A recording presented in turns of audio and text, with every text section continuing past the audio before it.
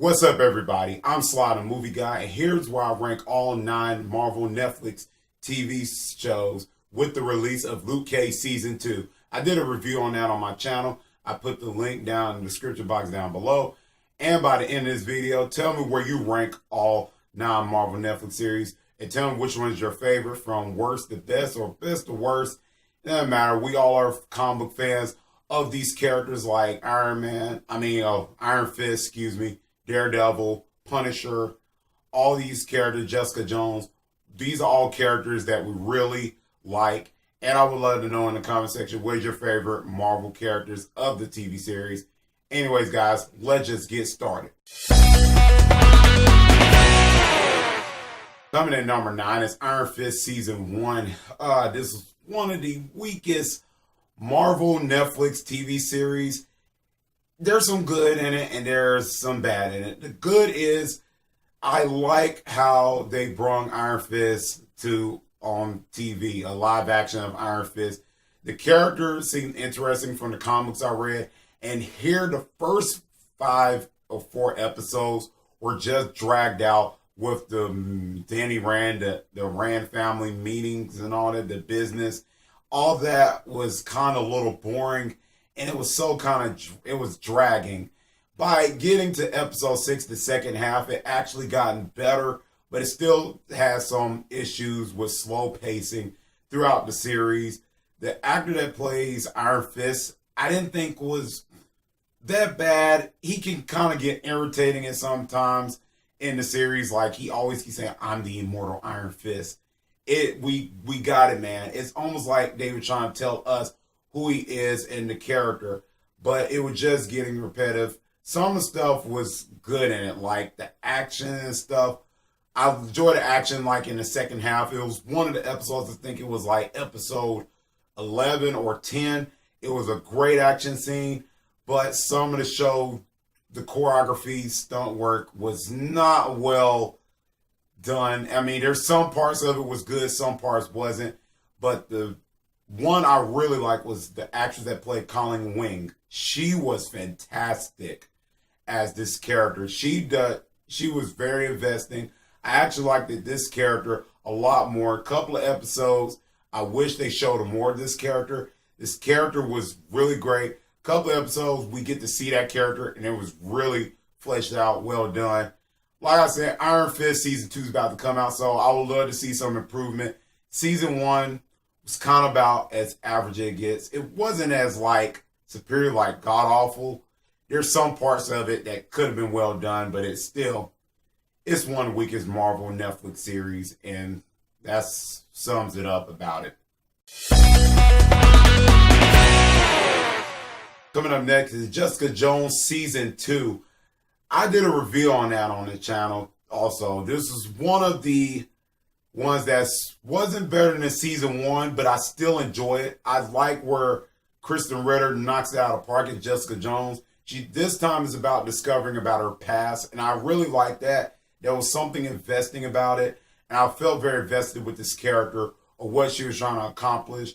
Then Jeanette McTeer plays this villain, which was really good. I really bought into it, but she wasn't as strong as Kilgrave like Season 1. So that was kind of one of the letdowns.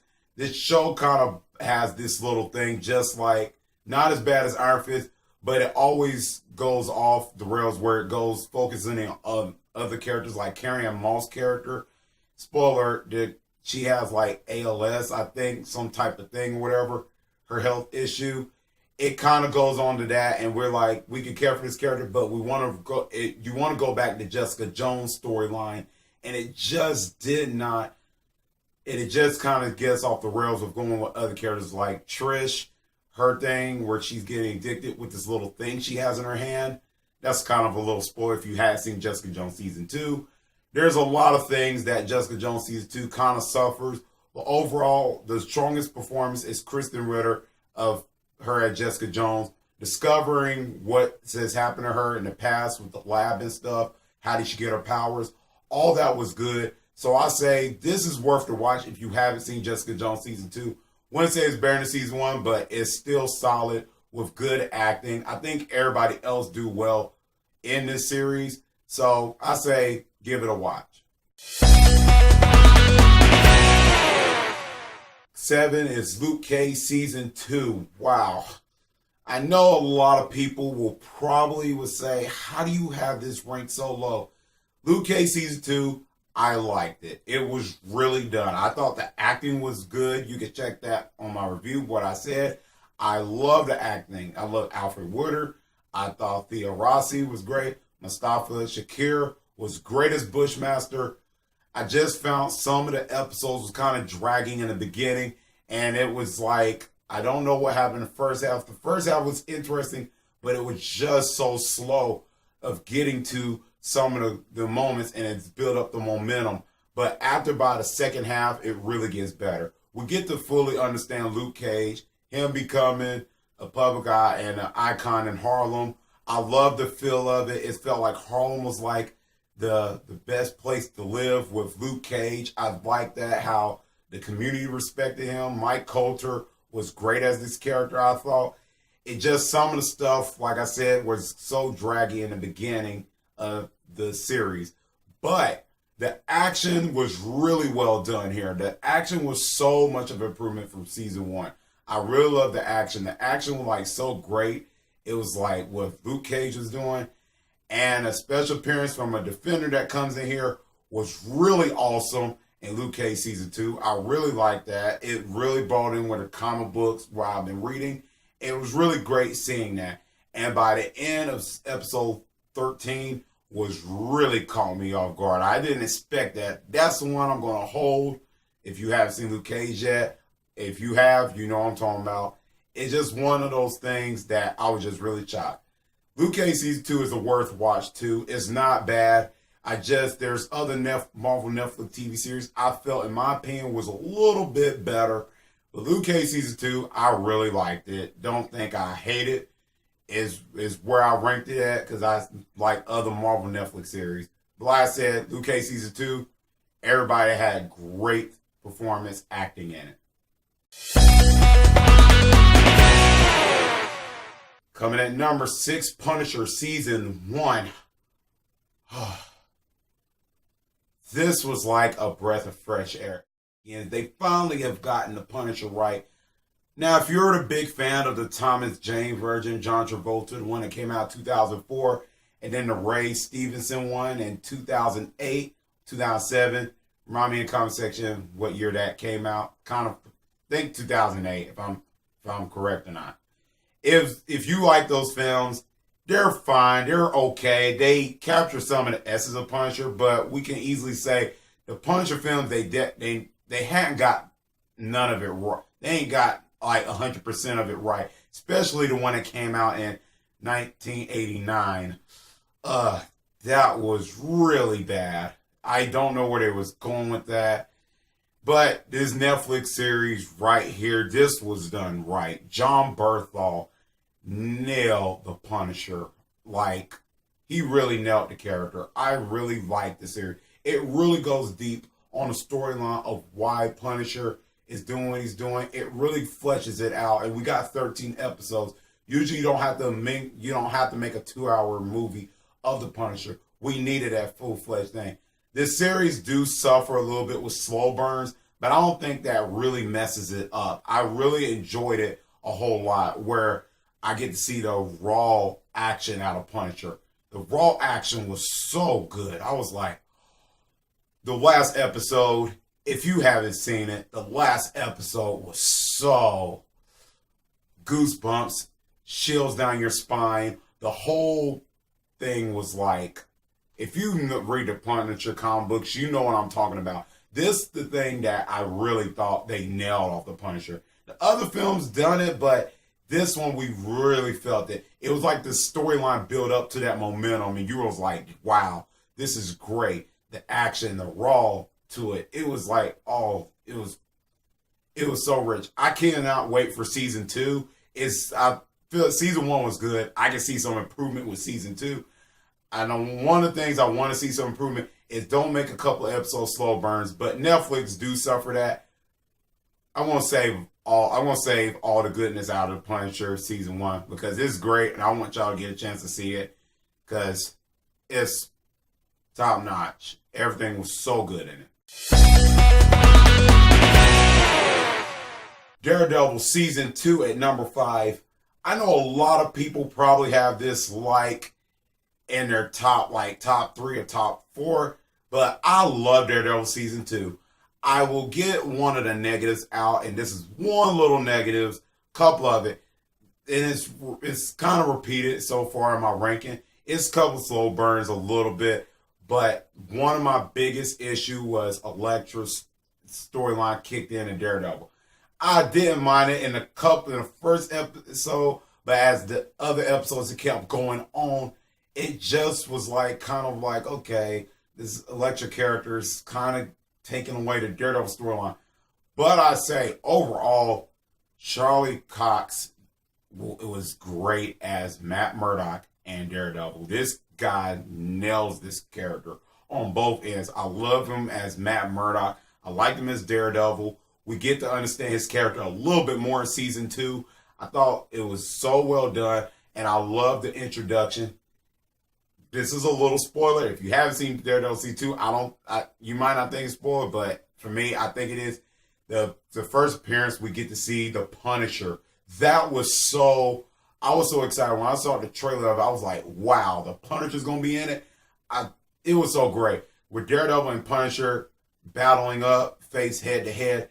That was so great. It was so well done. I like that, and we get to know each character because they're both vigilantes. One of them has a different way of taking out bad guys. Punisher basically is the guy that has a different motive of it. We get to understand that on one of the episodes. They get to understand each other, and it was so good. I think it's episode 2, episode 3. One of them, it was wow. Daredevil, this is like one of my favorite characters. I'm glad they got the character right. It was good. I just liked it from beginning, middle, end. Like I said, the Elektra and the slow burns of the episodes were okay. They were not the best. But there's one particular episode where Punisher is in a situation, and I'm not going to spoil it, but it is so good. And the Kingpin appearance is great. The way how they put him in one of the episodes, it was great. Coming up at number 4 is Luke Cage season 1. I know a lot of people's going to be like, how you have this ranked over season 2? Let me say that season 2 has some improvements. But season 1, Luke Cage season 1 to me has its issues. And I'll get to that right now. The first half, like I said, was great. Second half, I didn't mind it. Was it the best second half of the season?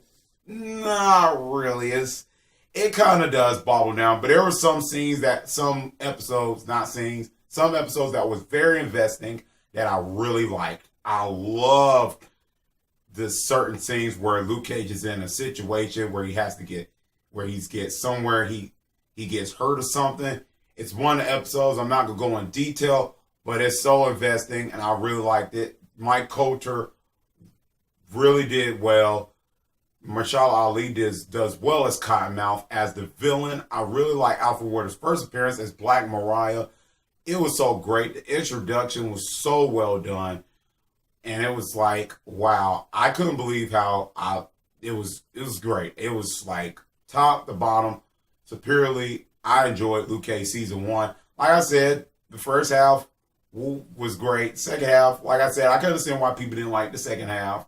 But that's just, Netflix always going to have flaws. There's not one flaw out of the Marvel Netflix series. But this one really was a great origin of knowing Luke Cage, him as a character, because that's what I like. We get to understand him. Since he has unbreakable skin, we understand his character. He acts like a human being, so we can actually relate to this character. I love Luke Cage season 1. It's one of the best Netflix series I enjoyed, but I can understand where people can be mixed bag with it or not. But that's you. You're not a guild. So Luke Cage season 1, if you haven't seen it yet, check it out. The Defenders at number 3. I know I'm going to get a lot of heat for this. Let me tell you this. Defenders season 1. I can understand why people have problems with it. It was only 8 episodes. I can see where people really had issues with this. I enjoyed it. It does have some issues. Some of the episodes are kind of a little slow burn, but the action alone, wow. This is one of the best action pieces I've seen. Well, one of it is like episode 3. That scene alone was great. And the last episode, wow. There are some actions that choreography work that was so well done, especially with Iron Fist, Daredevil, Jessica Jones, Luke Cage, two of these people with these super strength power. Then we got these little ninjas like Daredevil and Iron Fist jumping around, kicking. All that was great. I enjoyed it. And I like how these heroes are trying to like know each other. They don't like each other. I like that. It actually makes it more interesting because superheroes don't get together and say, hey, we're friends and all that. This one really nailed it. I really enjoyed it. Sigourney Weaver's villain was kind of weak to me in my eyes. She wasn't a strong antagonist. She was like coming up. Didn't really show much what she was doing. But Madame Gal, which is the hands I forgot to mention in Daredevil Season 2, the hands come back. They're kind of generic, but Madame Gal, wow. Actress, whatever her name is, she was great as that character. I couldn't believe it. She's like scared me because the way she gives the expression and the way she walks around and her face picturing and all, she scared me. I didn't know what she was going to do and all. I thought Defenders was blasphemy. Some people didn't like it, but for me, I enjoyed it. I can understand why people hate it, but I enjoyed it thoroughly. Number 2, Jessica Jones Season 1. I don't know what to say. This one really shocked me. I didn't know nothing about the character. I hadn't read the comic books about this character. I read a little bit of brief things about it on my little Marvel book about this character. Knew a little bit about her powers and stuff. I was floored. This one was so good. It reminded me of like Law and Order. She's a private eye. Jessica Jones, we know she's an alcoholic.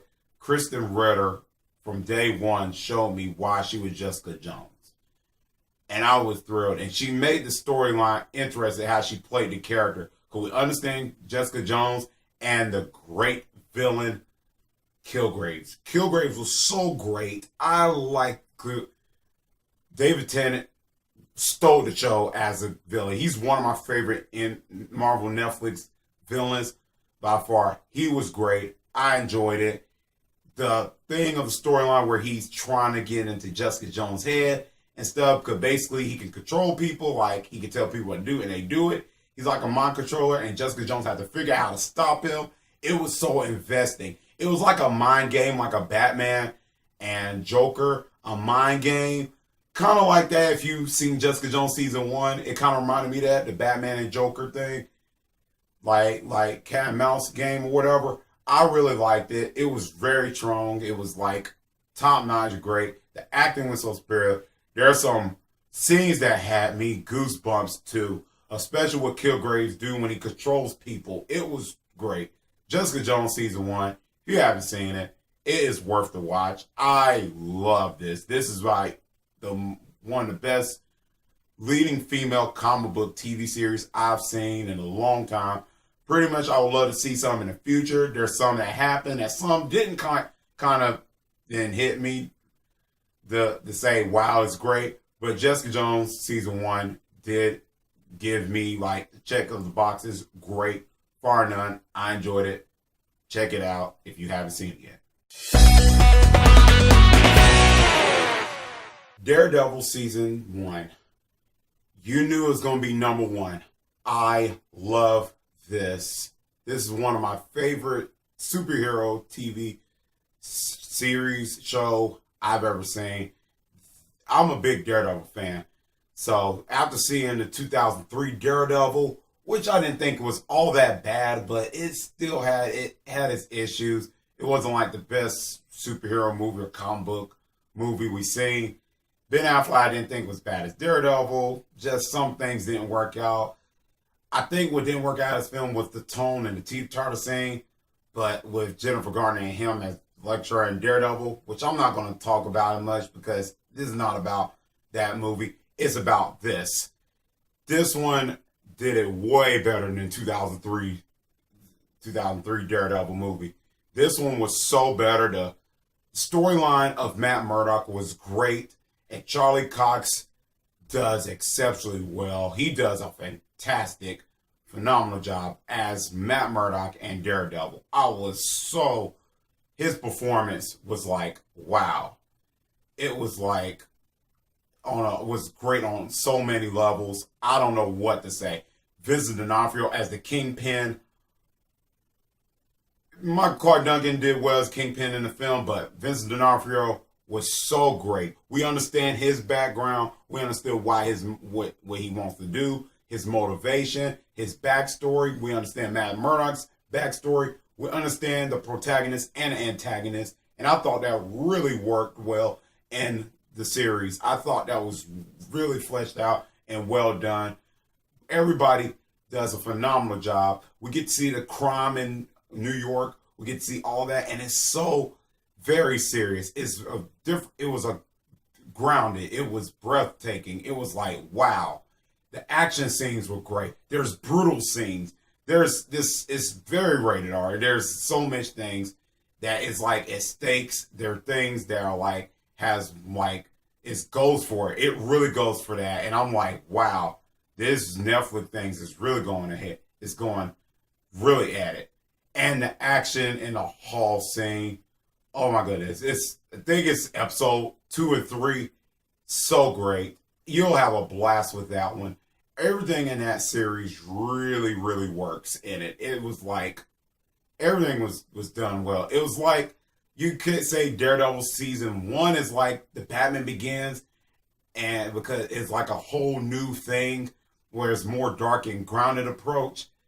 And Daredevil is that character. The comic books was very serious. If you read the Frank Miller comic books, you understand it went to the frame for frame to the Frank Millers, and it was so done well. I really enjoyed it. This is like, it checks the boxes of superhero TV series. I loved it. It's one of my favorite. If we compare it to Marvel, to DC, it does it all. It really does it. I can't think of none of these Netflix, or I can't think of anything that can come close to this. Now, there's probably some that are good, but here, this is like one of the ones I was like, wow, we can make superhero comic book TV series just like this. We can make these. And Daredevil shows that. And I love this season finale. Oh my goodness. If you haven't seen it, there's a spoiler. Daredevil and Kingpin fight. The words with Kingpin said, "You took everything. You took everything away from me. I'm gonna kill you." And Daredevil said, "Take your shot." Oh, I love that fight. That fight was, love it. It was so really good. I loved it. There's so much I could talk about. I could go on and on. But if you haven't seen it yet, please, it is a treat to watch. Anyways, guys, tell me in the comment section, like I said in the beginning of the video, please put down in the comment section down below what your rankings of all the Marvel Netflix series from worst to best. All 9 of them. Tell me what is your favorite moments of it. Like I said, the hallway scene in season 1 and also in Daredevil season 2, where the stairway scene where he's fighting the people and fighting the Punisher in Daredevil season 2, I really like.